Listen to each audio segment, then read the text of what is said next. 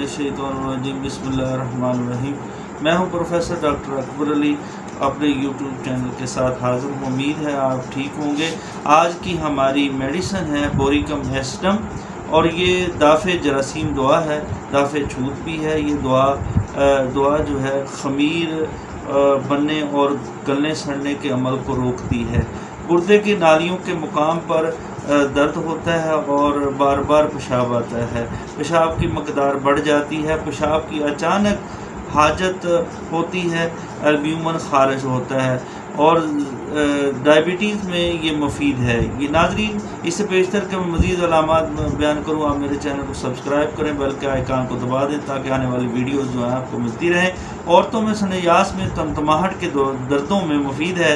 नाम नहानी सर्द जैसे बर्फ़ में लगी हो, तशनजी दर्द होता है और बार बार पेशाब आता है।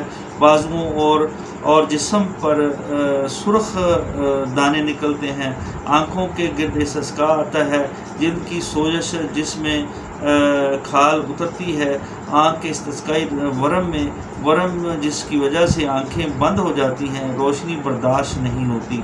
नाजरीन, इसका इस्तेमाल जो है वो 3x पोटेंसी में किया जाता है, यानी 3 टैबलेट सुबह, 3 दोपहर, 3 शाम जो है वो ली जाती हैं। इसके अलावा खाम हालत में बोरिक एसिड की पचकारी मसाना की मुजम्मन सोजश में इंतहाई मुफीद है।